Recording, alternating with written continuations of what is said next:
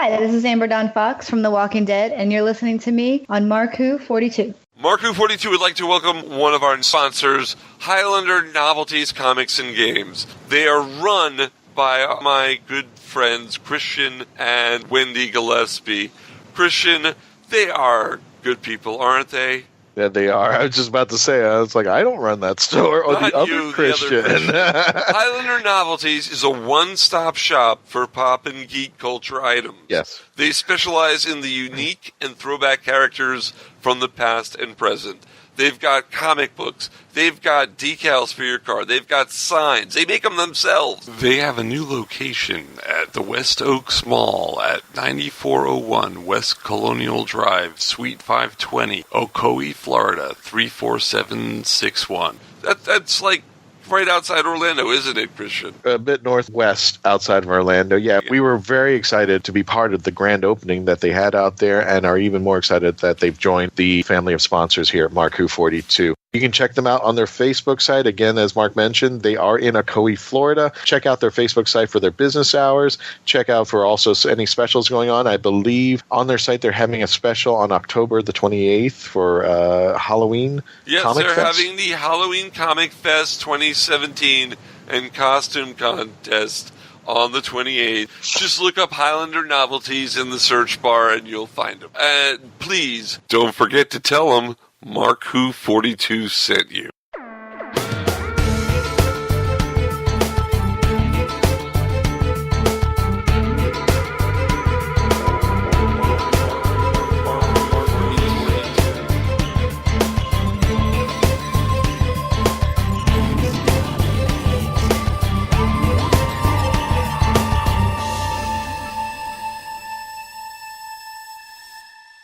Welcome to Mark Who 42. That's right. We're here on Krypton Radio, and we're all Doctor Who. Well, actually, we're not all Doctor Who. We go beyond the Whoniverse. I'm your host, Mark Baumgarten, and with me today is... Iggy Get Jiggy Matthews. Iggy Get Jiggity, jiggity, jiggity, jiggity. We have a great show for you today. We're going to have an interview with Amber Dawn Fox from The Walking Dead. She played Officer Bello, one of Dawn's people in the Grady Memorial Hospital during Season 5. So we'll be talking with her and having all that fun. We'll also have our second segment of Who's Listening, where we review Doctor Who and other Big Finish production stuff with Christopher Baggott. But right now, let me introduce our special guest for the show. She's going to be sitting in with us. Someone who, if you've listened to us since the early days, you'll definitely recognize. It's Trish Helm. Hello, Trish. Hello, everybody. Hi. Now, Trish, what have you been doing since you've left us here at Mark Who 42? We're very sad that you have. Aw, you actually miss me? I do miss you. I definitely do. Well, I don't, because I get to have her. Oh, yes. Well, I know. Mark, I left you for Iggy. I knew that. Well, I thought you left me for Ed, and then you and Ed left me for Iggy. I thought there was a threesome in there somewhere. I didn't know it was just the you two. Okay. What Eddie doesn't know doesn't hurt him. Well, I believe that. That's probably true. Now he's listening to the show, seething quietly. Yeah, he's seething. Seething. That sounds naughty. Okay. Well, one change. I no longer am a helm. I am now a friar. You're a friar. Oh. We did get married. We got married just this past June. Oh, that's lovely. Patricia Freire. Ooh, yeah. I like it. So you're a friar. So when is my chicken arriving? Because I put it on. I put it. He's making a female joke. No, I was making a friar joke. I wasn't making a female joke. Why do you have the small feet though? For the kitchen, so she can be closer to the oven, you know. No. I just wanted I just wanted my fried chicken. That's all I wanted. I wasn't making a woman joke. I like my women like I like. See, I can't make a woman joke on this show because it's estrogen heavy. I am the sole testosterone person here, so it doesn't work. I am outnumbered.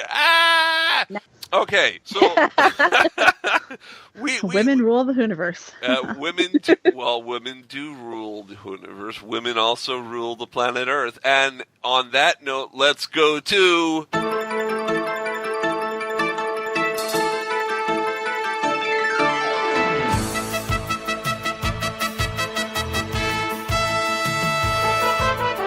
Marku 42 News with anchor person Iggy Matthews and guest anchor person Trish Helm. What kind of news do we have in the world of Marku 42? Well, we're going to go ahead and start off with a little bit of Bring Your Towel because Hitchhiker's Guide to the Galaxy is coming back on radio. All right.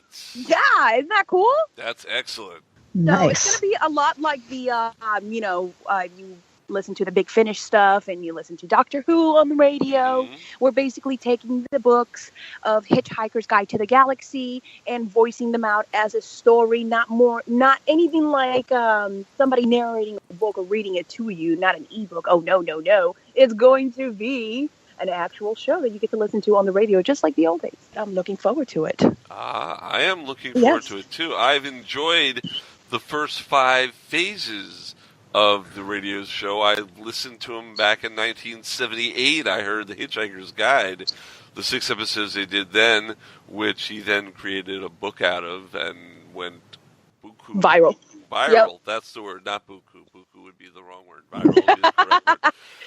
Yeah, no, and it's going to prove to be very exciting just because they're obviously going to be changing a lot of things and they have to tailor it to more excitement and less wah, wah, wah, wah, wah, wah, wah, and more, hey, this is what we're doing, and there's going to be the humor and the charisma and the sound effects and all that stuff. So I'm actually looking forward to it because I feel like this is something I legitimately can play off of my phone while I'm doing domestic duties and my children question me, and that will lead to amazing, beautiful bonding conversation. Now, speaking of children, actually, it's kind of interesting because this series is based on the book that Ian Cofer wrote.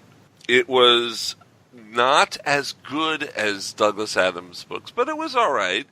Ian Cofer is famous for doing the children's book series Artemis Fowl. So he's written for children, and he got the right to be the official continuer, that's not really a word, of the Hitchhiker series, and he hasn't done another one, so I don't know how well it was received, but it must have been received well enough that they're making a series out of it. Yeah, no, and then ultimately it comes down to an opinion of personality, So if Mark were to write a book and I were to write a book, it's going to be very different, even though we wrote about the same things, because the personality is different, so therefore it's going to attract a different type of demographic, and ultimately, at the end of the day, who has the bigger crowd? So, you do, Maggie. Cool. Absolutely, because yes, yep. Okay, I'm just gonna sit over here. I mean, he's got me beat on the beard, though. He's got a nice beard. It's a nice beard. It is a nice beard. What's the name of that beard again? 42. 42. All right, Trish, your turn. What you got for me? Well, I don't know if all of you have been watching the new DuckTales series. I actually saw the first episode. I got to see the first episode when they showed it for 24 hours. It was great, too. I think I watched it probably 6 or 7 times in that first 24 hours. I ended up really, really enjoying it. And it's amazing how you start to forget that it's David Tennant being Scrooge McDuck, but then he'll say something a certain way, and it's like, oh, yeah, that's David Tennant. Right. Well, we're getting a little bit more of the Hooniverse added into DuckTales. I don't know if you heard, but Catherine Tate will be doing a voice of Magic the I saw that. Yeah. I know. I was so excited when I saw that. Dr. Donna. Duck Donna? Donna Duck. Magica Dispel, so she's actually one of the villains. I remember from the old series, Magica was the one that was always trying to steal Scrooge's #1 dime because she thinks it's going to give her, like the Midas touch, like she's going to get all, rich and everything from stealing it, but she's also got magic. So, it's going to be interesting to see. It's going to be interesting. And I think she'll do really well. Yeah, I can't wait. Well, that's exciting.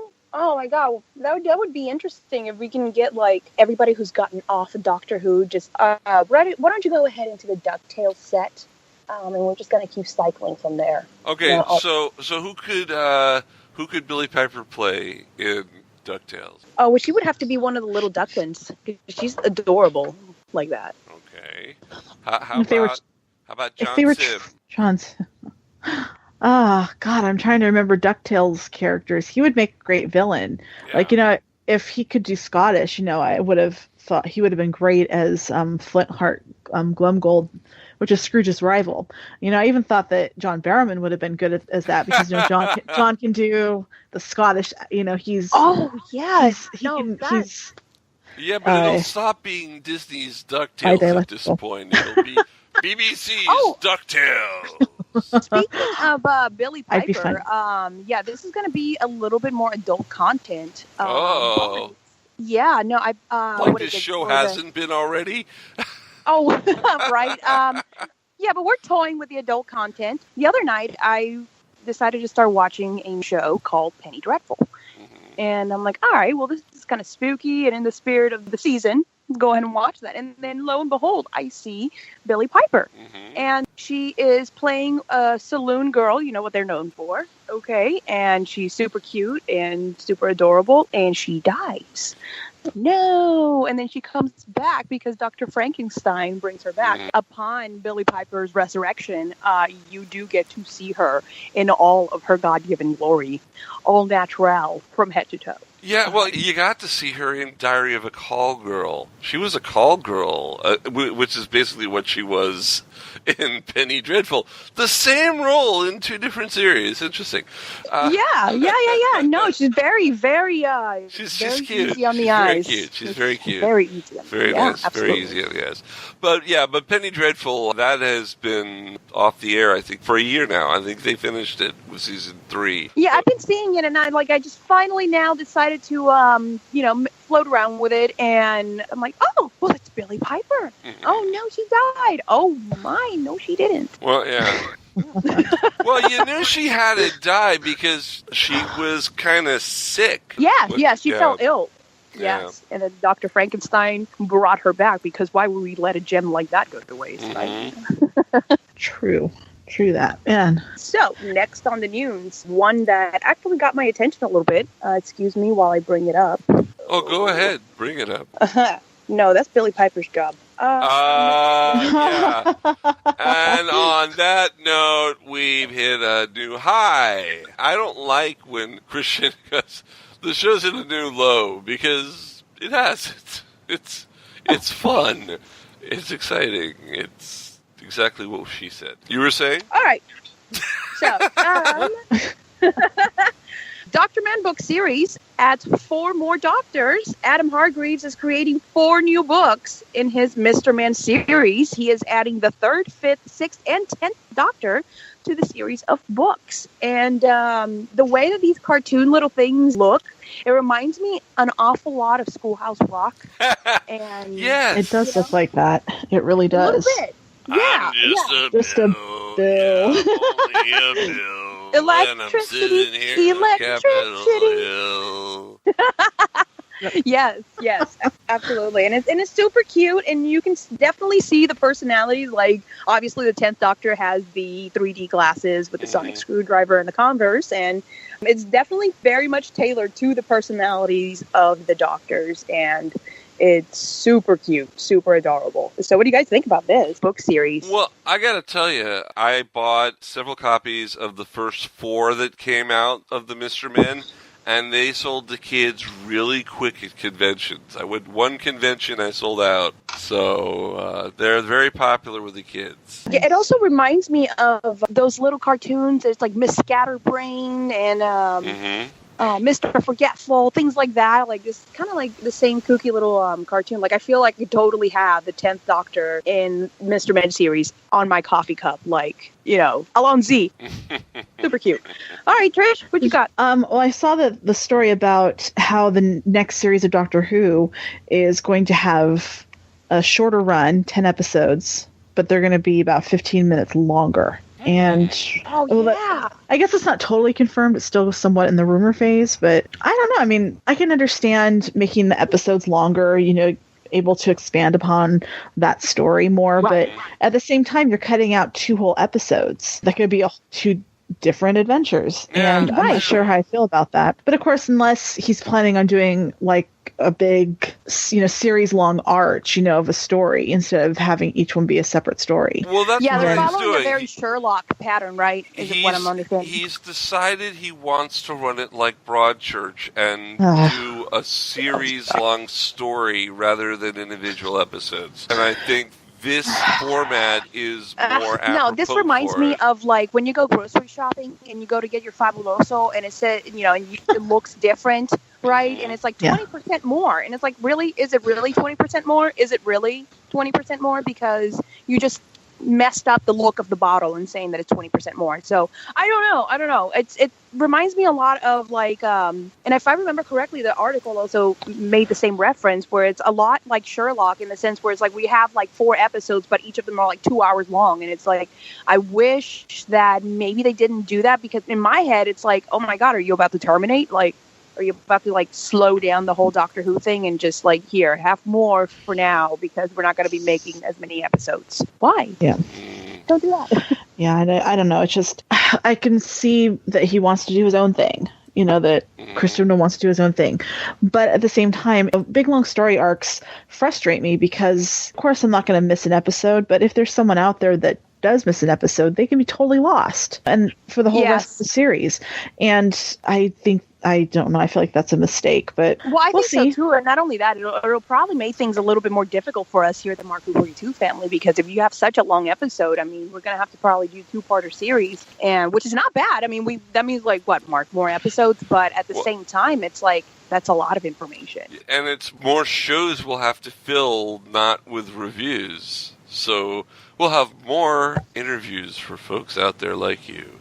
Mm-hmm. Which is actually a good thing, actually. It also said that there's going to be a new TARDIS, which I totally expected. But then they also said there's going to be a new Sonic, which I'm like, they just brought this new one out. And now they're going to do a whole new one again? Isn't that typically what they do with the Doctors? Like, they have, like, here's their own accessories and their own things and their own whatevers. Yeah, but it took a while for 12 to get this one, though. Yeah, because he was, the Sonic sunglasses, all that stuff, all that bullshit that was stupid. Yeah. Yep. Oh, sorry. Am I allowed to say that? You're totally allowed to. Yeah, you're allowed to say it. There was a beep when you said it, so no one heard that word used. Sorry.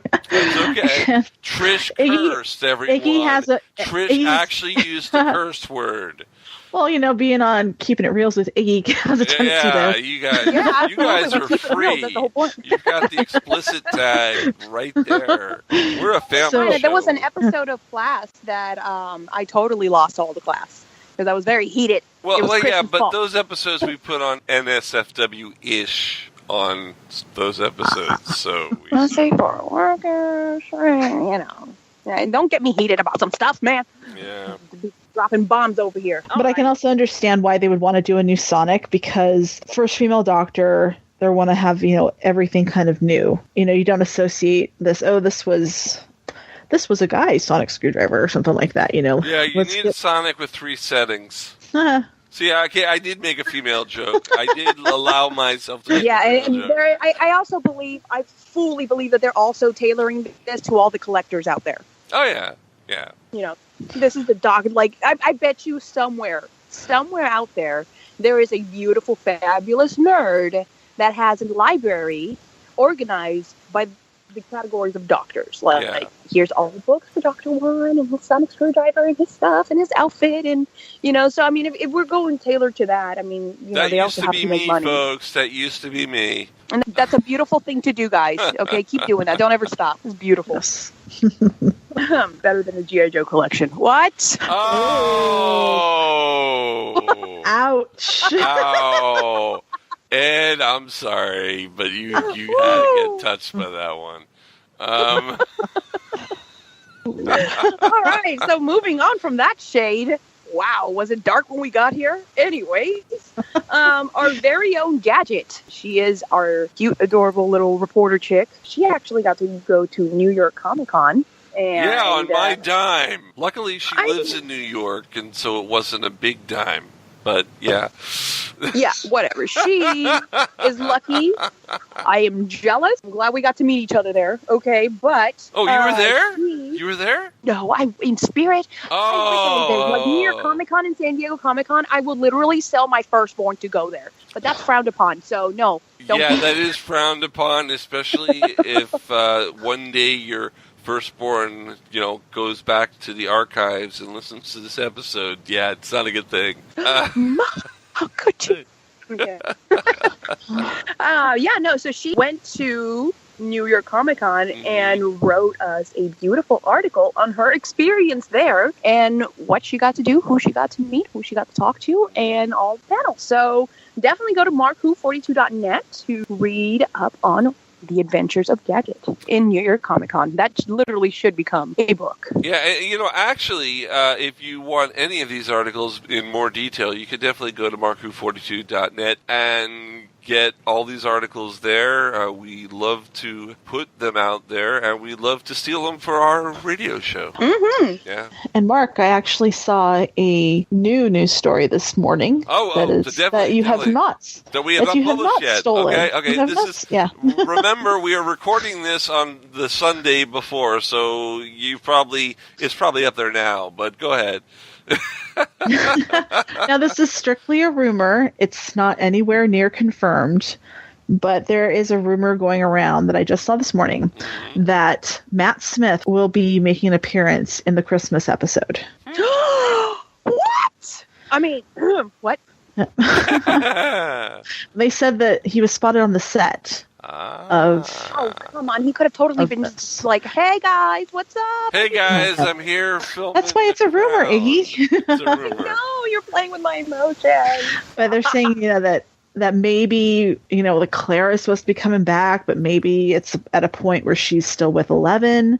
Okay, see, now you've got me messed up. Now there's another news article saying that someone walked into the bathroom in the Cardiff studios and Sylvester McCoy was just washing his hands up and leaving the room.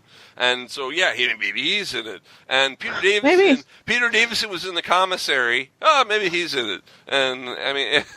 Okay, yeah, and all of those rumors are fine, except for the one about Clara. Like, why are we still trying to bring this person back? Okay, on that? Yeah, maybe this will end it. Maybe at the end of this episode, Clara will go back to Gallifrey and die. To the hell that she came completely. You know what? Speaking of which, I have a Mark Who 42 bet that I'd like to place on the table. Okay, all right. We've done this every once in a while. I like to put a bet. Now, as you know, Pearl Mackie is in the Christmas episode. Yeah, I love her. Yeah. Okay. And as you know, as of this date, there were a couple of rumors that Bradley Walsh was going to be the new companion for Jodie. But I like to put my bet down that the reason Pearl Mackie is in the Christmas episode, and they haven't been for at least a month talking about a new companion, is because she didn't get shortchanged with one season, and she'll be back for Series 11 with the new Doctor. Because if you remember, in the final two-part story, when she was going to die along with the Doctor, she goes, and remember, I don't like people that are older than me and male and all that stuff. And he goes, yes. And she goes, good, I'm glad you remember it. It's because she's going to be the companion, and she's going to have a crush on Jodie Whittaker. That's my bet. My God! I'm placing. I've had this in my head for 2 weeks now, and we haven't done a show in 2 weeks, so I had to hold on to this. That's what I'm placing down. Oh, that is a beautiful bet. Yes, I hope that happens. Oh my God, I bet I would be super excited if that was the case because I love Bill and I really was upset that she was only going to get one series. It was just like, come on, give her a chance. I mean, they say that the Doctor, his body chooses the body he takes because of, something in his mind when he's regenerating, how he turned into the one from the Vesuvius episode. And I think that those words that Bill spoke, and then, the Doctor thought she died, that's what's going to happen. I'm sure of it. I really, really hope that happens. That is freaking adorable. Thank you. If you'd like to take that bet, somebody out there, contact us at markwho42@yahoo.com. and we'll talk about it on the next show. All right. Hey, wait, what's this? Does Christian have to say something? And this new segment of Mark Who 42 has been brought to you by Cosplay Convention Center. You can see more information about them at markwho42.net. The great thing about this is they are a database for cosplayers, for practically anybody who works in the convention limelight. If you're looking for us, they have a database that not only narrows down where we're going to be, but if you're looking, let's say, for Doctor Who conventions in your area, Doctor Who conventions in general, or other genres, you can go to their site and you can go into the database, narrow down your search to locations that are close by to you. It's a wonderful database tool to use if you need information about your favorite genre, your favorite podcasts, where they're going to appear, all of that. Check it out for yourself. Go down to markwho42.net and click on the icon for Cosplay Convention Center. You'll be glad you did. Tell them markwho42.net sent you. Well, thanks, Christian, for coming in on that little line.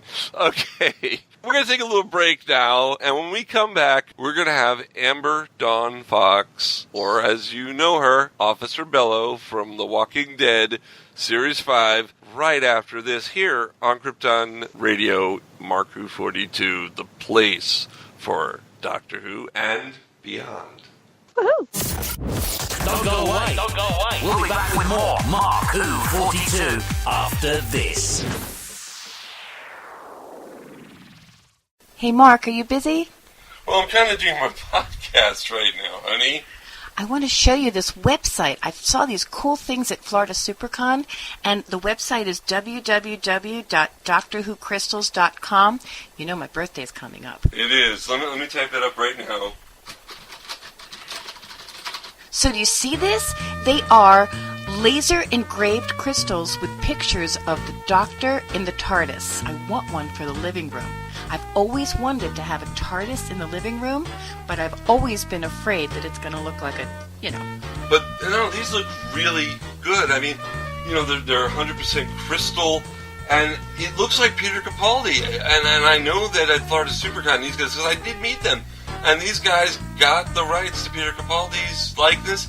They've had the likeness of the first and second Doctor. They've made them. You really want one of these? Yeah, I've heard that they work closely with the BBC to get the pictures just right, and you really have to order one.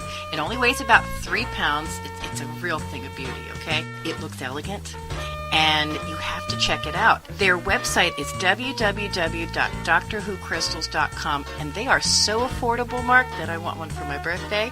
And then, in a couple of months, the holidays are coming up. Get one for me then, too. You got it, hon. The voice of Christian Basil, take one.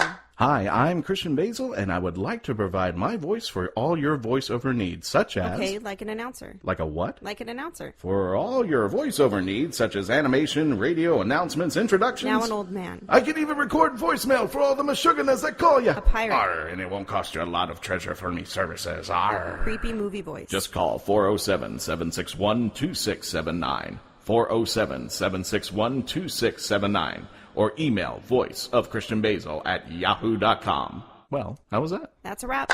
Hello, this is Peter Davison, and you're listening to Mark Who 42.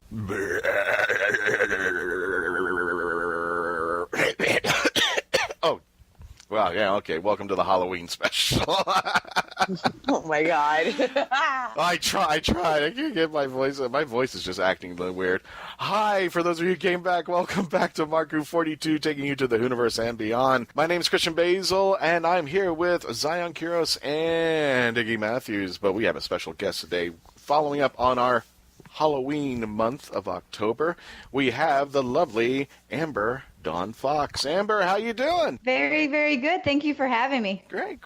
We are excited to have you. Speaking of Walking Dead, just in case for those of our folks in the audience in the universe who may not be familiar with your work and that they're not watching Walking Dead, and we need to get them started. It's taking too long. Exactly. Tell them a little bit about yourself and a little bit about your character on The Walking Dead. Okay, so my name is Amber Dawn Fox, and I played Officer Bello in Season 5 of The Walking Dead. And for those of you who don't remember, because that was a little while ago. It was. Season 5, there in the first half, there was the hospital with Beth. and there was a group of cops, and I played one of the cops. I was in 2 episodes, the big scene being, of course, the big one with Beth. Awesome. What else have you done in your past works that maybe they might be familiar with, and not just The Walking Dead? What else have you done? When I first started out, I did a lot of background extra work. I worked on Under the Dome, Dumb and Dumber 2, Wow. Vampire Diaries, the originals, and a show called Rectify. So if anybody has others. any geekdom at all, any geek cred, they've seen you somewhere along the line, hitting somewhere across the case. Walking Dead was definitely the biggest one. And then after Walking Dead, I kind of got into the indie movie scene and started doing speaking roles and stuff. How did you come across Officer Bello? What was it like working on the show? I had worked with the casting company a couple of times before. The same casting company cast for Dumb and Dumber 2. And so I was on file with them, and I had applied for another movie they were doing, but I received a text message from them, and they said that they thought I would fit a featured cop on Walking Dead better and asked if I would be interested, which of course I jumped at because I have been a Walking Dead fan since day one. Oh, okay. So it was really, really exciting. Everybody on set was down to earth. They were really great to work with. The funniest thing to me was driving into set was different than any other movie set I've worked on because of the fan base of that show is just so incredibly different. And they were just lined up on the streets, and I'm driving through the sea of people just to get to work every day. Get out of the way! Yeah, exactly. I have to get it. It's just like us over here on I-4. Get out of the way! Only there's cars, and these people are not happy to see that I'm out there. These people are just standing in the road or camped out in the road, and I'm gonna hit somebody. I'm gonna hit somebody. The walking living. Don't make me turn exactly. you into the real Walking Dead on this road now. Exactly. One of you is going to become an episode of my hood ornament when I'm driving through out here and there. So you get on The Walking Dead, you get the character, and a lot of the actors who've had previously in The Walking Dead, they said it's kind of a strange because it's more of a family. You're kind of out there. And I think a bad term is to use the word exile, but they say because of the situation you guys are in, you become more of a family than just, I'm doing a job out here. It becomes more of a fun family experience. Can you elaborate on that? Is that right? I definitely got a different vibe working with them opposed to other sets that I had worked on. I went in as what's considered a featured extra on Walking Dead because I never had any speaking lines, but because I had the close-ups and all that. Now, generally on other sets I've worked on, the main actors and the extras are very separated, and they kind of do their own thing, and you're not allowed to talk to the actors unless they talk to you first, and some of them can be not so very nice. Yeah. And you're in your own holding area, separated. So I walked into Walking Dead the first day I was on set, and the first question I said is, where's extras holding? Because that's what I'm used to. And immediately they're like, oh, no, you have your own trailer. What extra holding are you talking about? And I'm just in there like, oh. Wow, okay. So that was the first difference I noticed. And just everybody was just, like I said, down to earth, but really, really nice and welcoming and like just chatted with you the whole time. Everyone from cast to crew to like main actors. Andrew Lincoln came up to me when I got to work with him on that last episode. He approached me and introduced himself and shook my hand, which was like blew my mind compared to what I had worked with before. So I can definitely see how, especially the longer you would get to work on that show, how it would become like a family. I worked on there for 4 days, and they made me feel like I had been there forever. Okay, to jump onto these Series 5 finale, how hard was it to keep a secret about Beth's death if you had to keep that a secret? Oh, yeah, I absolutely had to keep that a secret. I didn't even know she was going to die until about 5 minutes before we started filming because I didn't have any lines. I didn't see a script. They just kind of, shared it with us right before. So I got that shock, and then we filmed it. And then, of course, I had signed away my life to keep my mouth shut about everything that happened on set. So that probably was the hardest thing because I have a lot of friends that are Walking Dead fans. My husband and I watched Walking Dead together at the time. And so I didn't even tell my husband. I came home and I was like, something happened on The Walking Dead, but I can't tell you what it is. Neener. Yeah, exactly. So it was hard, but it was actually kind of a fun secret to keep at the same time. It's like, I know something that a lot of people don't know. Oh my goodness, I think I would be terrible at that because I love to torment my husband. Right. I think before Beth died, I'd be like, she dies right there. Oh my God! They killed Beth, you bastards! What a shocker! I did not see that coming. Did you? Oh my God! Yeah, exactly. Well, it's come to this, what they call the Doctor Who Game of Thrones mentality. Don't like any of the lead characters for more than 2 seasons. You'll be regretting it later, and you can't get attached to anybody for as long as, it's because for a while they were, they're taking out people left and right. Everybody would fall in love with this particular character, and then boom, they were dead. And like, well, that was great. Thank you very much, Right. Walking Dead. Yep. Get my hopes up and trying. Now, the moment that you got on, when was because people who work on certain, especially big production and big known geekdom TV shows, when did it finally hit you that, God, I am on The Walking Dead? When was that moment? Well, when I first found out that I was even being considered for the role, I was actually walking through Walmart with my kids in a grocery cart through the lingerie section and got the text message, and I literally just started like jumping up and down in the middle of Walmart. And my kids are just looking at me like I had lost my mind. So I was excited at that point, and then I think I got really calm so that I'd be okay and work through it without looking like a complete, fan. Wait a minute. You were in the middle of Walmart jumping up and down. How's this different from anybody else going into Walmart? This is true. I found a cheap something and got excited, But my kids are like, Mom, what are you doing? So that was kind of the first moment that I was kind of like, this is a big deal. Yeah. Then I kind of stayed calm for a while because I focused on more being an actor instead of like the fan aspect of it, just so I could get through it and not make a complete fool of myself. No. I mean, we know that feeling when you first get something that you don't really comprehend there, whereas you're walking through Walmart and then you go, oh, there's the $5 DVDs, and then you're told you're on The Walking Dead. Go, oh my God, are those the $5 DVDs? I gotta get those. So it was pretty good, and then I was fine on set. It was I think it hit me on the drive home after the first day on set. I literally just started screaming and crying in my car on the way home. Like, oh my God. Well, congratulations for being on it. And I feel bad because when I watched that particular season, and this is the hard part because we're starting to get to know the actors and the actresses in the series who've been coming up on our show, but I just remember as the woman who had her hair pulled back. That's all I remember. And I feel that it's just like, no, when I get to see, TV shows, and then we start doing interviews with these people and we get to know them. One of our friends is Chris Harrelson. We actually went to Disney World. Yeah, I know him. But I was like, oh, this is guy who was muck on the street with his face up or something like that. So you said you were a fan of The Walking Dead, and I'm assuming you continued to watch the series thereafter. Oh, yes. What was it like when you found out about who got next in the Negan scene in the first episode? Oh my gosh, that was crazy.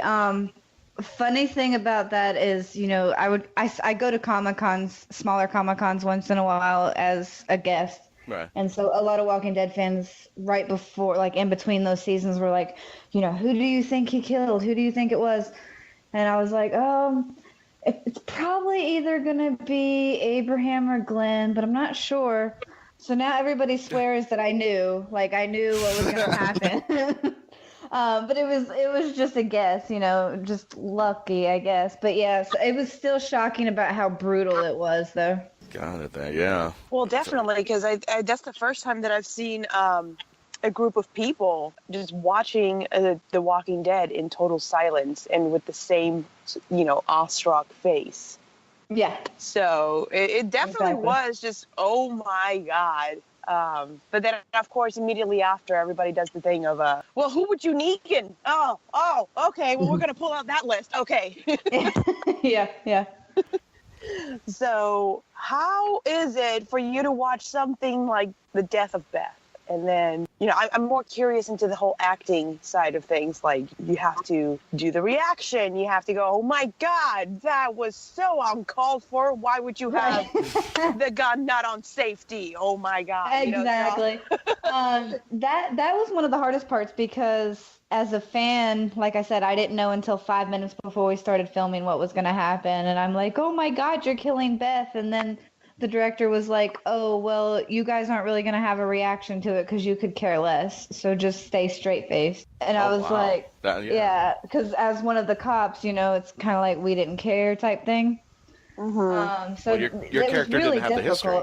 Yeah, exactly. Like we didn't really know her that well and we didn't care. So as a fan, it was kind of hard for me to kind of keep a straight face. But after you do 20, 25 takes, it makes it a little bit easier. You're like, oh. Yeah. After take 152, I legitimately don't care. Yeah, exactly. It made it easier after that. Now, you were in the Vampire Diaries. You want to talk a little bit about that? I was. Back when I started out, the very first show I did was One Tree Hill, but I started doing this thing where I would apply to shows that I actually watched because I thought it would be fun to go work as a background actor on those shows. Mm-hmm. And Vampire Diaries was one of them. And I played, this was back in 2011, I believe, and I played a high school student at one of their prom parties. And the funny thing about that is I'd actually just had my third child at the time and had just given birth like 2 months before, and they wanted me to fit me in this little tiny skimpy dress like a high schooler would wear. And I'm like sitting there the whole time like, oh my God, don't bust the zipper, don't bust the zipper.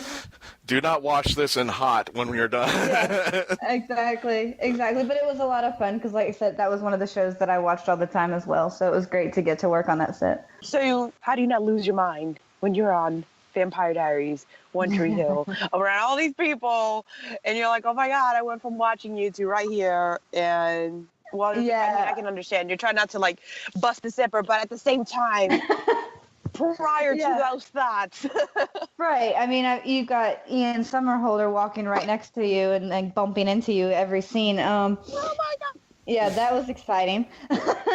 Oh my God. Okay. The longer I did it, the easier it got, just because I got more used to being on set and being around these people. But the first few times, I was literally sitting there in awe, just like looking around at all the cameras and all the actors. And I don't know, it kind of takes acting skills to not act excited while you're on set, I guess. There you go. It takes acting skills to not act the way you want to. Yeah, exactly. Now, growing up as an actress, when did you get hit by the acting bug, and when did you start saying, this is what I want to do as a passion and what I want to do for the rest of my life? It's one of those things, like, if I would have thought about it, I would have saw the signs when I was younger. We used to take video cameras, my cousin and my brother and I, we would go out with a video camera and just make these fake TV shows and play cops and film it and all this stuff, and I loved that. I loved doing talent shows as a kid.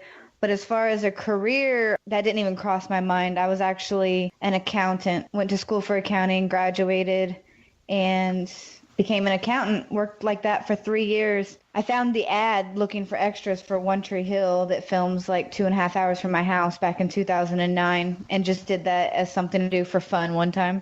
Oh, okay. Which turned into 6 times, which turned into I want to go do other shows and movies, which turned into I want to do this all the time, so now I'm going to go take acting classes because I want to do speaking roles now. And then after the first student film I did, that's when The Walking Dead came along, and then after that, I was done. That's all I wanted to do. Now, one of your works that you've done is Under the Dome, which, if I'm not mistaken, I tried to actually start watching it, and I think it got canceled prematurely, Am I right about that? Yes. It just kind of left it hanging over there. And I saw some of the episodes, and somebody had sent me the moment that the dome hits, and some of the gruesome things where it's like watching people getting cut in half and weird stuff like that. I was just right. Stephen King. Yeah, of course. Yeah, it's Stephen King. To be fair, the book was a lot more graphic.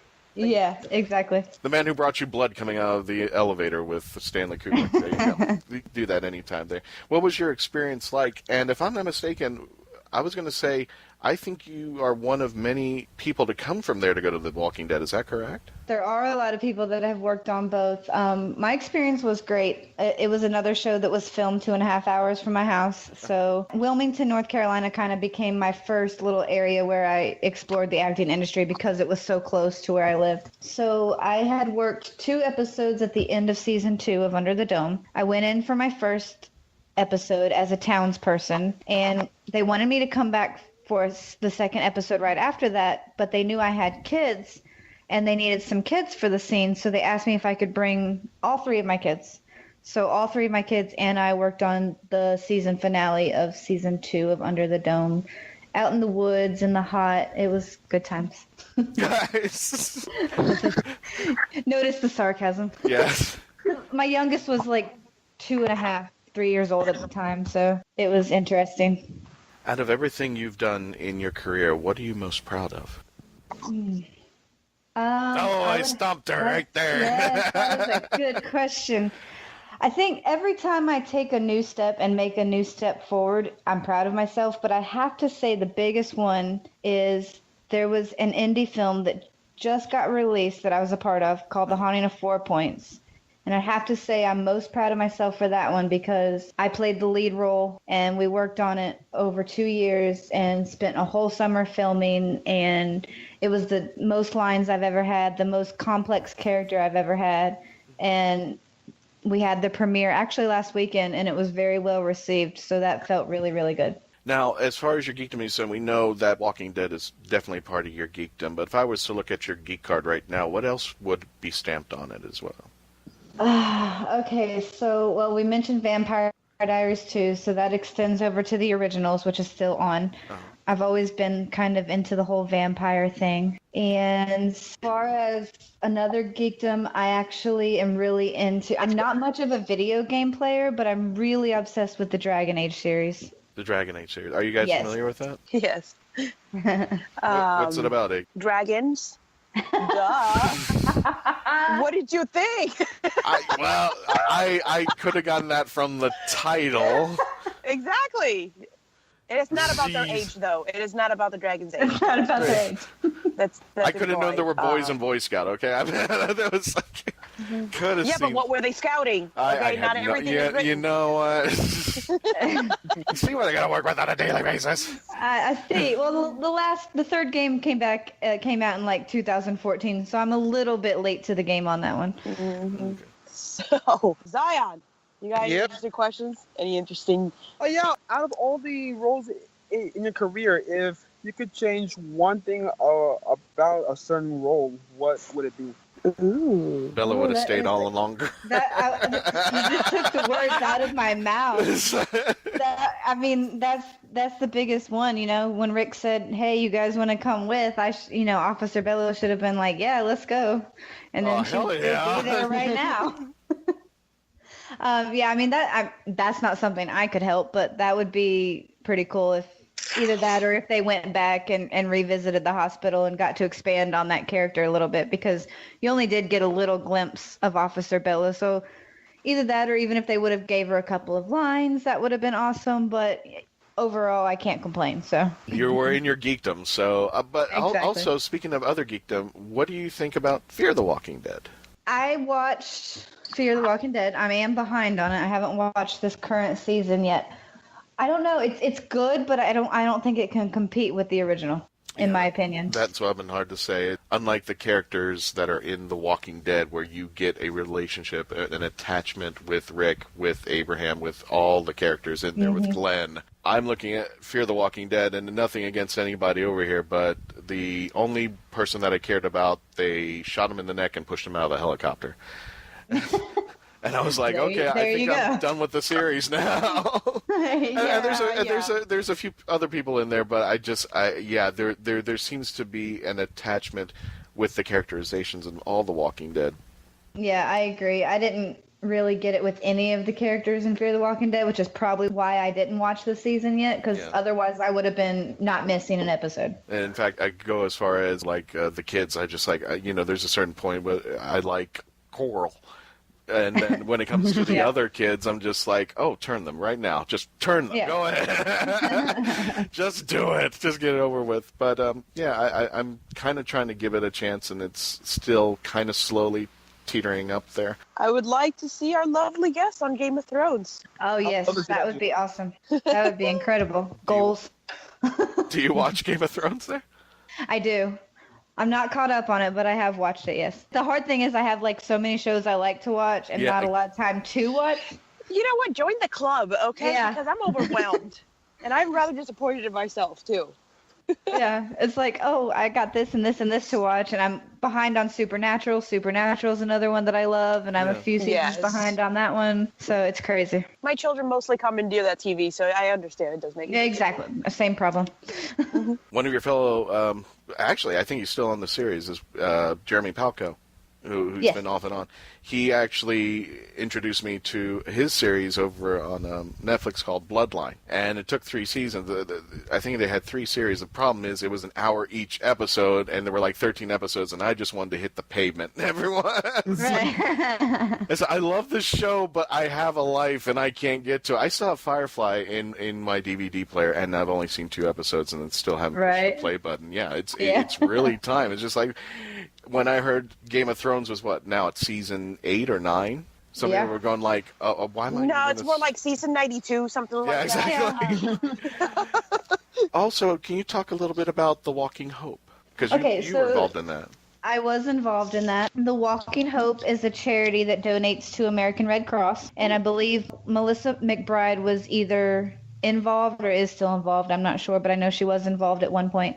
They do a lot of they sell t-shirts and stuff like that with different designs on them, and all the money they make they donate to the Red Cross for cancer research. And you can look them up on Facebook, and they have a pretty good following, and there may even be some other Walking Dead actors that are involved as well. She's the only one that I know of for sure, but oh wow, that's cool there. Now, as far as upcoming projects that you have, talk to us a little bit about where people could find you coming up. I talked a little bit about The Haunting of 4 Points earlier. Yes. That had the premiere last weekend. Oh, okay. We're doing that. That one's kind of going to be released at film festivals for a little while, and then the major distribution is going to start next year. You can look up The Haunting of 4 Points on Facebook. They occasionally do contests to give away online viewing links if you want to try that. Or like I said, next year it's going to be at least online streaming. Major distribution hasn't been decided yet, but I know it will be at least streaming online next year. And then I did a vampire thriller last year. I filmed with Alex Vincent, who plays Andy Barclay in Child's Play. Oh. He played my husband in a vampire film called Descending. He's not a little kid anymore. Well, nice. That would be odd. But that one is in post-production, so it should be released next year as well. And then I just finished up filming a comedy to change things up a little bit called Raleigh, I Kind of Like You, which it was filmed obviously here in Raleigh, North Carolina. And it's kind of along the same kind of lines as New York, I Love You, and Paris, I Love You movies. But I'm not sure when that one's coming out because, like I said, I just finished my part. They've still got a lot of filming to do on that one. I actually thought Raleigh was kind of a pun on really. I didn't know there was a series on there. And Amber, where could people follow up with you on your web presence so that they can keep tabs on you? I think you have a website of your own, right? I do have a website. It's amberdonfox.com. And then on social media, you can find me on Facebook /AmberDonFox. Instagram is @AmberDonFox. And then Twitter is @AmberFox86. And this is how we can properly stalk you, correct? Yes, exactly. Well, It is that time of year, Halloween. And I guess for a wrap-up question, what are you dressing up for as Halloween? What are the kids dressing up as Halloween? Oh, we have not went Halloween shopping yet. Seriously? I know. They start putting out the stuff. Yeah, they started putting up the stuff in July. I know. If you know anything about children, okay, is that they change what they want to be every day. Every day. Okay. I told him we were going to go mid-October to the Halloween store, guys. Yep. There you go. Yep. Spirit of Halloween there. When you were out jumping up and down at Walmart, you could say, oh, God, I got to gas. Well, I mean, I can pitch this idea to you. I've already threatened my children. If they can't decide, then I will decide. And what I'm going to do is, seeing that I have 4 children, I'm going to dress up as a pest dispenser, and they're going to dress up as little pezzes. There you go. See, I've got 3. That would work. Nice there. Well, Amber, thank you so much for being on, and I hope you had a wonderful time with us. And absolutely. We can't wait to see you on your future endeavors for The Haunting of 4 Points and Raleigh. I kind of like you. And again, if you want to check out what Amber has been on and stuff that she's been working on, AmberDawnFox.com. You can also check out her Facebook page and Twitter account as well. Amber, thank you so much. Happy Halloween, and we'll catch you somewhere out there on the convention road. All right, I appreciate it. Take care. Bye-bye. This portion of Mark Who 42 has been brought to you by Harley Quinn Cosplay and Crafts. You can go to our site right now, markwho42.net, and click on her icon. Make sure to use promo code MarkWho42 for free shipping of any of her cosplay images and merchandise. And you will see Amelia Poole, yeah, that's her real name, Amelia Poole, who runs the site. She's going to be at the Space Coast Comic-Con and a lot more other conventions coming up on the Space Coast. She usually hangs around there as Central Florida. Gorgeous woman. Absolutely gorgeous. You got to see her Harley Quinn cosplay. You got to see her Dana from Ghostbusters. I mean, just a beautiful woman on that. And she actually does some crafts, including, I guess, what they call the Cobb hat, the Firefly hat that Jane Cobb uses. Right. She's got merchandise up there. Check it out. Tell her once you see her anywhere, Mark Who 42 sent you. Don't go away. Don't go away. We'll be back with more Mark Who 42 after this. And I'd like to say right now, Mark Who 42 is proud to have 9.9 Comics as a sponsor for our show. 9.9 Comics, if you're out in Brevard County, this is one of the places to go and visit. They've just started recently, and they're located off of 1284 Sarno Road in the Melbourne area. They're starting out, but I met Matt and the team, and they are just really, really, as far as customer service is concerned, phenomenal. It's a really great store. They were telling me about a point system, Mark, and forgive me, I'm not familiar with it, but that's where the 9.9 comes from. When you go to a comic book store, some comics are just laying out there loose and for everybody to read and such like that. And every time somebody picks it up, it kind of depreciates over time. Not in this store. Every comic is protected. In fact, you can't even read the comics. They're all protected for your pleasure. So if you want to keep these comics for longevity and possibly later on try to sell them to make money off of them, they have every comic sealed up and protected. It's just phenomenal. Not only that, but one of the things I love about this comic shop is they sponsor the Candlelighters of Brevard. Now, these folks are a nonprofit organization that take care of children in the Brevard area who are suffering from cancer. So if you want more information on them, go to www.candlelightersofbrevard.org. If you want more information about the charity that they sponsor, and definitely go on their Facebook site at 9.9 Comics. Can't miss it. Matt and the team are wonderful. Go visit them out there and tell them that Mark Who 42 sent you. Hello, I'm Nicholas Briggs, the voice of many monsters on Doctor Who, and executive producer of Big Finish Productions. And I'm pleased to announce that Mark Who 42 Books have joined forces with Big Finish to bring you Big Finish Audio. There's this fella who calls himself the Doctor, and he says he has saved me, and we are in his time machine. You're right. I think I've broken something. What about you? Yes, I'm fine, thanks. I rather think I broke your fall. Oh, sorry. Mark Who 42 Books will now offer to bring you the best in Big Finish audio. But why are they here? How do you do? I beg your pardon? Oh, no need to. I'm the Doctor, and this is... I am Leela. By all means, please do come out to play, Doctor. I'm waiting for you. To find where Mark Who 42 Books will be, go to markwho42.net or on their Facebook site at Mark Who 42. What are you saying? They fizzled in somehow? Like the TARDIS? Yeah, transmat from another dimension. The TARDIS doesn't fizzle. It's more of a... Also go to markwho42.net and download my interview with the team. You're executive producer at Big Finish Productions. Correct. Correct. Is this a quiz? Mark Who 42, taking you to the Whoniverse and beyond. Hi, my name's India Fisher. I played Charlie Pollard in the Big Finish Doctor Who series. I'm companion to the 8th Doctor, the 6th Doctor, and now I'm running around on my own with my own lovely companion, Robert Buchan.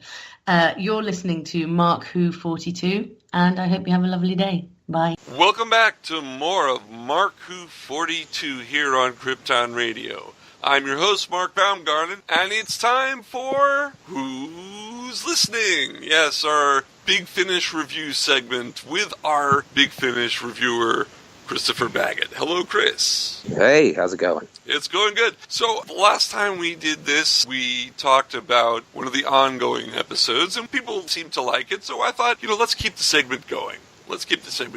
But this time, let's jump around. Let's talk about Bernice Summerfield, who became a companion in the books during the Wilderness Years, the stuff that I sell, plug, at conventions. And, I sell the CDs, too, so I should be plugging that as well.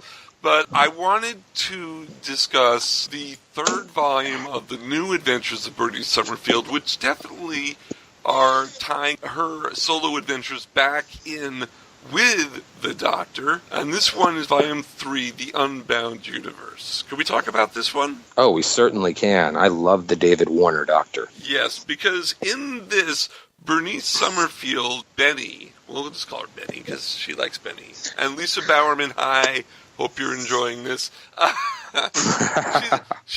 We've had her on the show, she's a fan. So, anyway, her character is brought into the Unbound Universe. And if you remember, folks, and maybe you don't, they did this back in the early 2000s where they had all these stories with different actors as the Doctors doing what-if stories. And one of the Doctors that worked in this, and was probably one of the best ones they had, was David Warner playing the third Doctor opposite Nick Courtney doing the Brigadier in the What If universe. And they found a way in this to bring us back to that universe with Benny. And tying Benny to it actually ties the Unbound Universe to the main Doctor Who continuity. Exactly. Giving us the possibility of the David Warner Doctor maybe meeting one of the others at some point. That would be great. I love David Warner. Let's get right to this. There are 4 stories in this set, and the first one is called The Library in the Body. Story opens. For those who don't know, Bernice Summerfield is a professor of archaeology. She was the Doctor's original archaeologist, time-traveling companion, and the bassist of River Song. Yes. Story opens. She's giving a lecture in a class, and while she's about to start talking about whatever she's drawn on the blackboard, you hear the sound of the TARDIS showing up. And she just gets pissed. Like, I cannot believe the Doctor is coming while I am doing this. I am busy. And she's expecting Sylvester's character.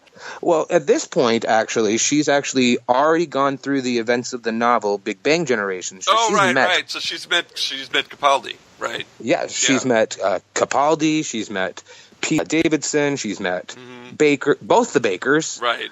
McCoy, McGann. I don't know if she met Eccleston or Tennant, though. Mm-hmm. But no, she's expecting it to be somebody she's seen before. Door opens and Warner shows up, and she goes, the line is, "It's like a lottery with you guys. Which one are you?" And Warner's line is classic. "Which one am I? The wrong one." So it turns out Warner has come to the basic Doctor Who universe in order to escape the end of his universe.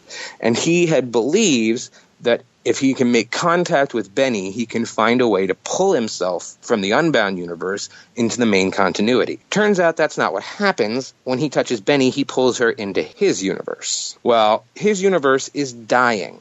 It is in the process of an entropic heat death due to an unspecified war, which I personally believe was the Time War, as it happens in a reality where there was no Pertwee Doctor or Baker Doctors or anybody else to participate in it because the Warner Doctor had not regenerated. So the war goes in a very different way. Reality breaks down, and basically it's impossible to tell like what has happened in the past, what's going to happen in the future. Realities are shifting. Even the Doctor's memories are screwed up. So she finds herself in this totally wacky universe, and the Doctor says he's going to take her to the most important place in it. And it turns out it's a library. Well, libraries are important. I work at a library, so I agree. I agree with the Doctor on this one. In this universe in particular, this library is so important because it is the last remaining place where all of these original documents can be found. And, it holds pieces of lost information from, countless civilizations. And when the Doctor arrives, there are this group of nuns who are there trying to get their hands on the last songs of Saint Beadlix, I believe they called them. These nuns use differing tones in songs to perform what you might call magic, but it's basically Clark's law. Advanced technology is indistinguishable from magic. Right. There's another group of religious people who seems like they're more there because their leader wants to get his hands on the data to sell to people. And then there's this mechanical warlord who's there looking for the manual to his mechanical body because he's starting to break down. So the Doctor is there because he knows that there is this group of belligerent people on their way who believe that the reason the universe is dying is because of the information that was in it. And they are on their way to destroy the library. Well, Doctor thinks I should try to take all this stuff into my TARDIS and get out of here to save this data. Because apparently, the Doctor is president of this universe. Yeah, that was a kind of interesting turn of events there. But I guess, if it was the Time War and he is the last and all this stuff. He's the Time Lord Victorious. Time Lord Victorious, right. So, yes, he'd be president. That makes sense. In fact, I find a lot of Tennant's Time Lord Victorious from that particular episode. I find a lot of that in the David Warner Doctor. Yeah, but I can see that. Now, they've not said that there are no other Time Lords left, but well, it does seem that way. Yeah, it does seem that way in the first disc. Yes, it does. At any rate, the Doctor and Benny simultaneously realize that if they extend the TARDIS's shields around the library, they will be able to defend it. Unfortunately, when the Doctor tried to get to our universe, he damaged the TARDIS quite a bit, and she's not pleased with him at all. Oh, Idris, forgive the Doctor. In fact, at more than one point, he says, I think she may hate me now.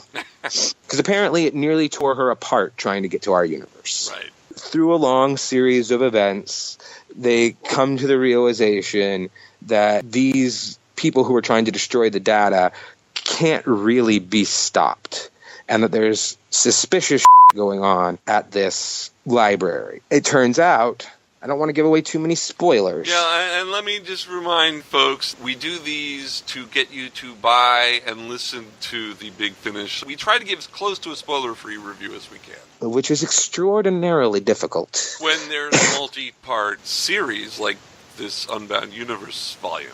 Oh, yeah. But it turns out that these people who run the library are not all that they seem to be. And everyone in the library knows who the Doctor is and thinks he's a horrific human being. Or, I guess, horrific being, I should say. Being, yes. They make claims that he ran from the war, that he refused to fight. And the Doctor can't remember for certain what happened, so he can't even defend himself. Now, things continue to occur to the point where it turns out a lot of the stuff in the library isn't exactly what it says it is. And in the end, the Doctor and Benny manage to, do the Doctor's sort of stuff and come up with some sort of a solution, which I'm not going to give you. But is it the best solution? I don't know. That's the thing with the whole Unbound Universe. The solutions that the Warner Doctor makes are often not the ones that you would expect the Doctor to make that we know. Yeah. But if you look back and you think about the kind of decisions that, say, the Pertwee Doctor made when he was around, some of the things he did weren't exactly Doctor-esque, if you think about it, because he hadn't quite developed further on. You always have to keep in mind that this is still the third Doctor. Right. All right, let's move along to the second disc, which is Planet X, the second story. Another one with some great lines in it. Planet X, a planet so boring that they couldn't even give it a name. I love that part. I know. These people are boring. Maybe we should just skip it. No, go ahead. Planet X starts off with the Doctor telling Bernice that she can pick where she wants to go. So she looks at a star map And one of the closest places is called Planet X. And she thinks that's a cool name. And I guess if you're a Looney Tunes fan, I'd be like, oh, well, maybe Marvin the Martian lives there. There you go. She's waiting to meet But Marvin. Space modulator. I will destroy your world. No, not going to happen. If only the residents of Planet X were that interesting. No, it's a very controlled world where basically everything you say and think has to be run by the government. Benny and the Doctor get there, and they determine that there has been some sort of, massive event that has happened in the planet's relatively recent history that has caused them to try to avoid mentioning what has happened before. It's very similar to the storyline of Daleks Among Us. Mm-hmm. Now, of course, it's not Daleks because... Right. That would be interesting, and it wouldn't be Planet X. Well, in the two original Unbound stories with the David Warner Doctor, the ones that have Nicholas Courtney in them, right. The second one they actually visit Skaro. Yeah, isn't it a replay of one of the actual stories in our universe, our Doctor Who universe? It's kind of like the stories of the Daleks and Genesis of the Daleks put together. Yeah. Only it's the only place where you find out what really happened to Davros, because you find out that there was an alien species that attacked them.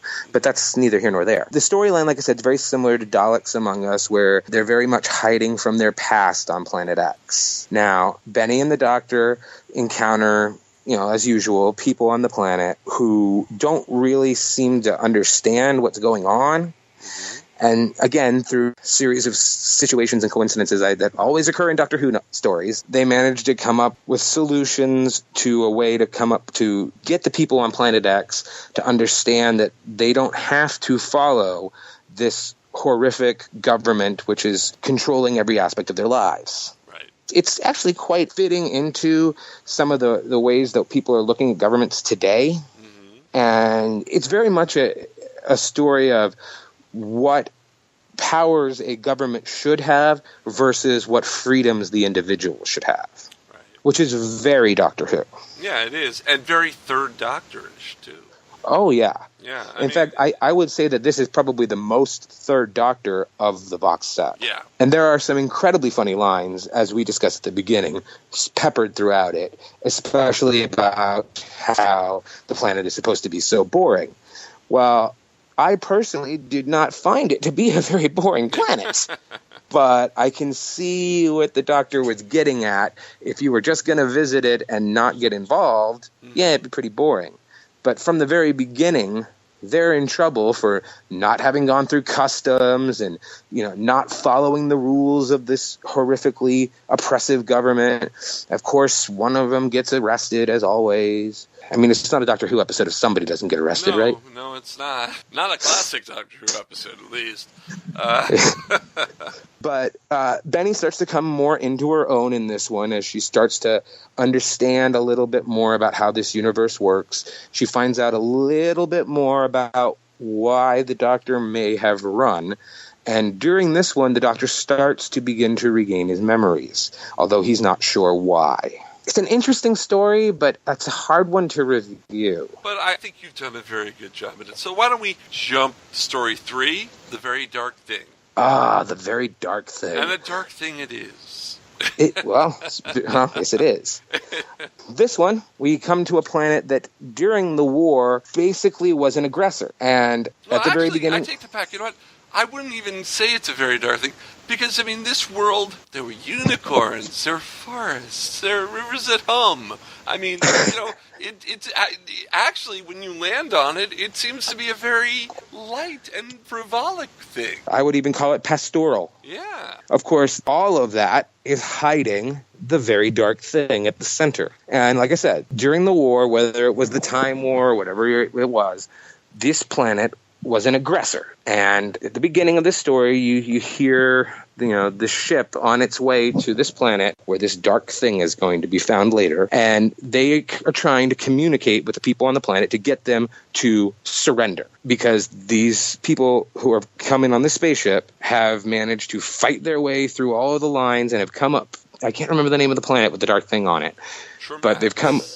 Tremats, that's right. Yes. They've come to Tremats with weapons capable of destroying all life on the planet. They keep signaling, looking for anyone to respond to them, and no one on the planet responds. No one. So they touch down, and almost immediately upon landing, they start to get distracted by unicorns and rivers that hum and like that. And it's very, very strange, and it makes me think of the land of fiction. Yeah. Which is honestly a place that they need to go back to again.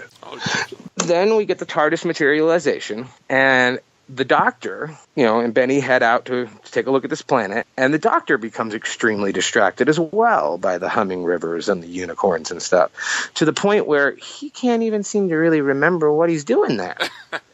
It seems like Benny is the only one who realizes this doesn't make any sense. Now, that makes a lot of sense if you've ever listened to the first set, the original Adventures of Bernice Summerfield. There's an episode called Oh No It Isn't. Yes, that was the very first one they did, yeah. Yes, it was. Yes, it was. That's the first big Finnish production, actually. And in that one, she winds up in a alternate weird universe where everything is pantomime. And I think that particular experience has given her a little bit of understanding that it's not necessarily that the world that you're on is actually what it appears to be. She meets a native girl who, through a series of conversations, it turns out her parents died during the war, right, and she doesn't know what happened to them, and she doesn't even know how the war ended, really.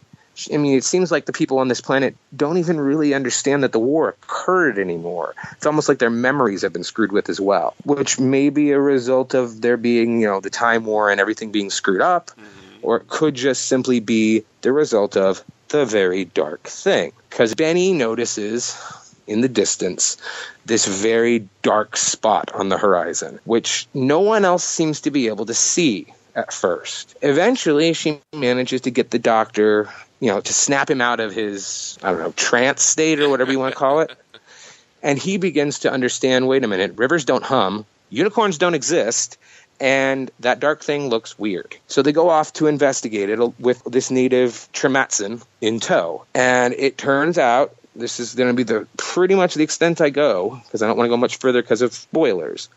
But it turns out that the very dark thing is an old weapons laboratory. Really, that is all we should go on that. Now, before we come to the fourth and final story on this box set, The Unbound Universe, which is the New Adventures of Bernice Summerfield Volume 3, I want to remind you that throughout all of this time that these stories are taking place, that Unbound Universe is dying. And that's the whole thing that started the set out. The Doctor trying to escape and accidentally pulling Benny in. So it works for episode 4 to be called The Emporium at the End. Oh, yes. And the title of it made me think very much of The Light at the End. Yes. Oh, yes. Especially because of who's in it. Precisely. Should we give that away? Well, no, we shouldn't. Let's just say that what we were hinting at before about possibly other Time Lords possibly could be true. But tell us, see if you can explain the Emporium at the End without giving that character away. Well, the Emporium at the End also once again features the Nuns of St. Beatlix from the Library in the Body. Turns out that the Doctor and Benny have found this, I can't remember if it was a planet or an asteroid that it's on, but there's this, I'm pretty sure it was an asteroid. Yeah. But there's this, I guess you'd call it a shopping mall almost, which sells artifacts, information, delicacies from all of these planets that have already been lost and all of these planets that are about to be lost. And if you have the money, you can buy your way to a passage through a gateway to our universe. Well, to the Doctor Who universe. Right.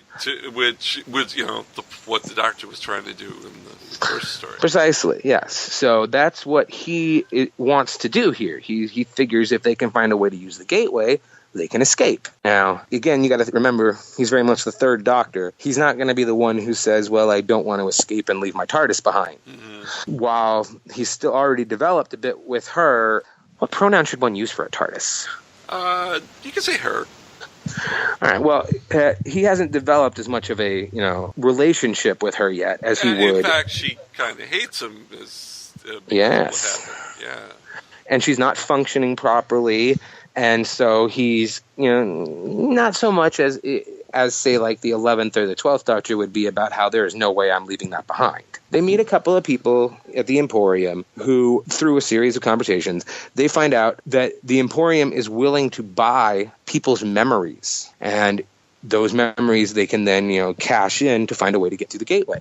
The Doctor, of course, thinks this is a horrific thing to do. And eventually, through trying to get these people to stop doing it, he gets kicked out of the Emporium. And Benny meets the leader of the Emporium, who she has drinks with. Well, Benny does love a drink. Oh, yes, she does. She does. That's why that episode where she met Iris Wildtime was so awesome.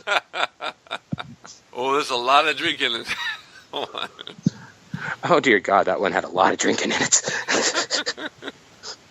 But, so, she has drinks with the leader, and eventually the Doctor manages to get his way back inside, and are determining that there seems to be something off about what's going on at this Emporium. The Doctor thinks it's sinister. Benny just thinks it's odd. And eventually they come to a confrontation with the person who runs this Emporium, and that's as far as I'm willing to go. And that's as far as we need to go. The New Adventures of Bernice Summerfield, Volume 3, The Unbound Universe, is definitely something you should check out at bigfinish.com. Especially considering that there is a novel coming out this month, yes, which features stories just with Benny in the universe, and next month will be New Adventures of Bernice Summerfield Volume 4 with more adventures in the Unbound Universe. And we'll be talking about that, and so we'll review that. That's why we actually did this Volume 3, even though it's been out for about a year now, is because the storyline kind of starts. The storyline continues in Volume 4. And from what I understand, the presidency of that universe is very much in the story, more so than it was in Volume 3. Well, it'd have to be, because it was only just barely mentioned in Volume 3. Yeah. So, it was obvious they were setting something up. All right, so you've been listening to Who's Listening? Here on Mark Who 42. We'll be right back. Thank you, Chris Baggott, once again. Thank you. Don't go away. Don't go away. We'll be back with more Mark Who 42 after this.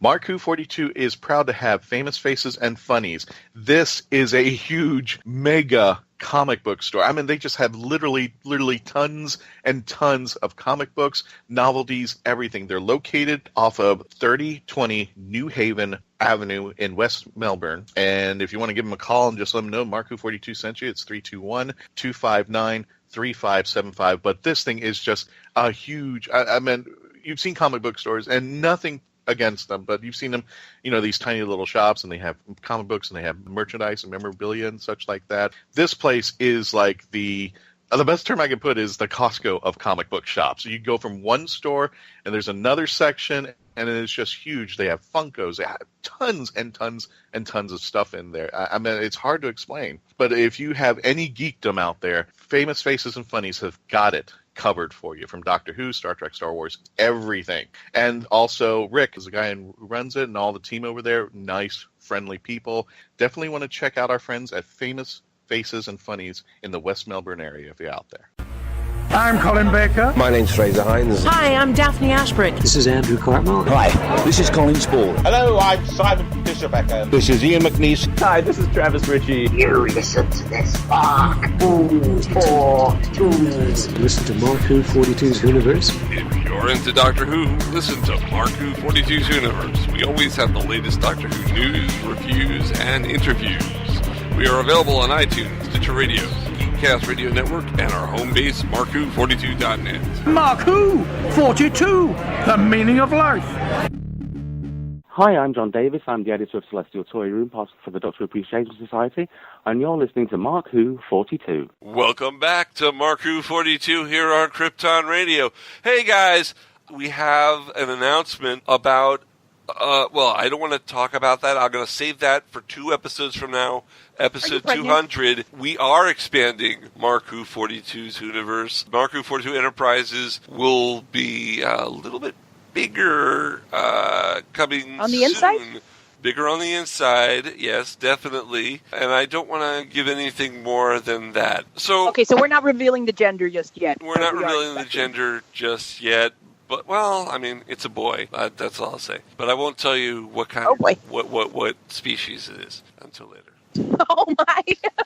This is what happens when you start crossbreeding, man. And splicing and stuff. Dangerous territory. Trish, do you have anything you want to say in our last few minutes of our show? Thank you for making me a part of this. It's true. If I'd never met you, I probably never would have met my husband. So, you helped shape the direction my life went in, and I couldn't. It's ditto. It's pretty crazy. Yeah. But thank you for that. Well, you're welcome. You're welcome. Yes. Yeah, Mark, you're freaking awesome. Thank you for that, because you definitely turned my whole life around too. I'm glad. I'm happy where it's at. I'm really happy where it's at. That's good. I'm grateful to have friends like you, and I'm grateful to Marku42 for whoever has a dream, whoever is wanting to do the same, you can do it. You can do it. We can do it. You can do it. Yeah.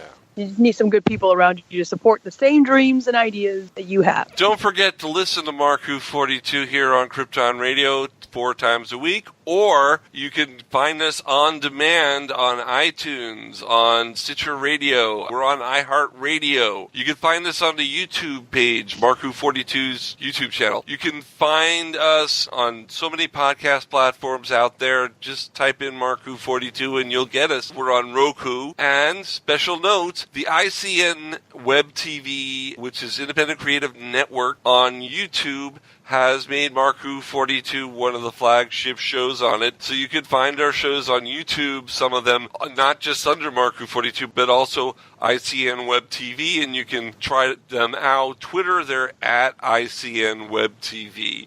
They're a great bunch of people. GW is a great guy.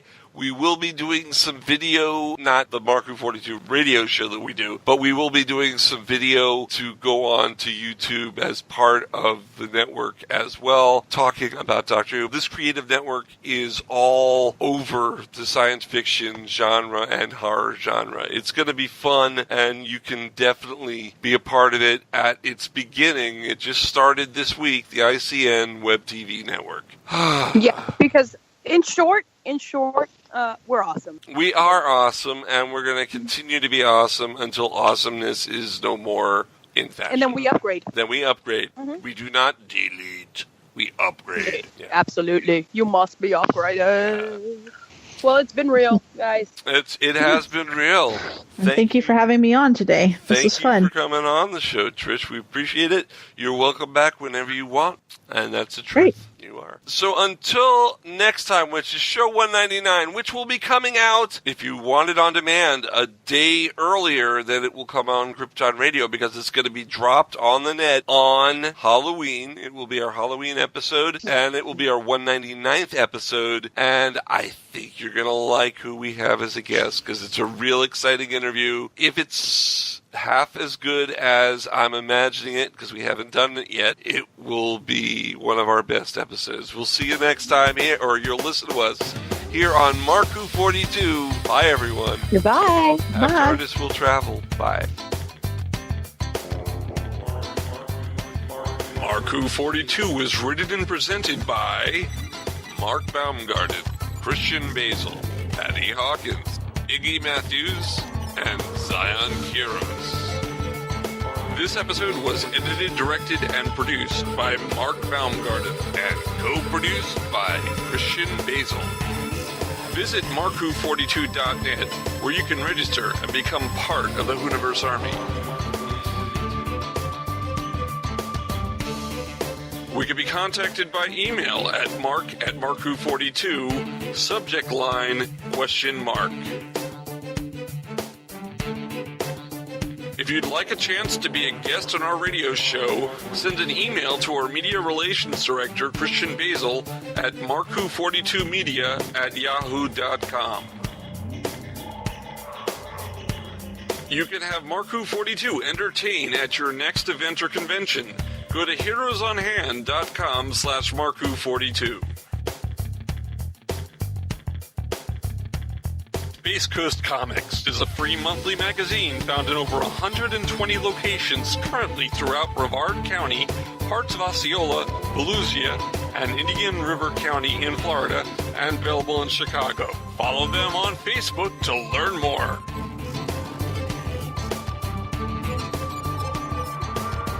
Doctor Who and its properties are owned by the BBC, the British Broadcasting Corporation.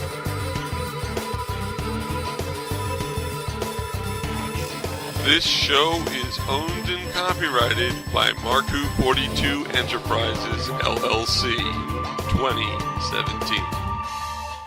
This is Krypton Radio.